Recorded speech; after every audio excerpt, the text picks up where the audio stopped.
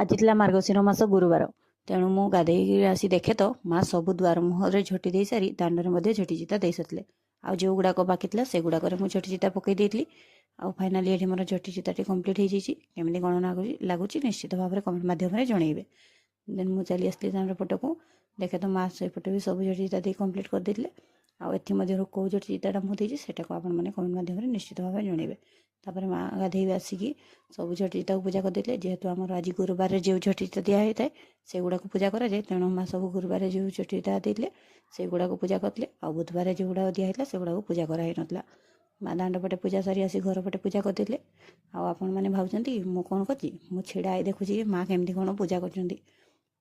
ତାପରେ ମୁଁ ଚାଲି ଆସିଲି ରୋଷେଇ ଘରକୁ। ଆଜି ଗୁରୁବାର ସ୍ପେଶାଲ ଚକୁଳି ପିଠା ସହିତ ମଟର ଆଳୁ ଘୁଗୁନି ବନେଇଥିଲି। ଆଉ ଆପଣମାନଙ୍କୁ ମୋର এই ଭିଡ଼ିଓଟି କେମିତି କ'ଣ ଲାଗିଲା ନିଶ୍ଚିତ ଭାବରେ କମେଣ୍ଟ ମାଧ୍ୟମରେ ଜଣାଇବେ।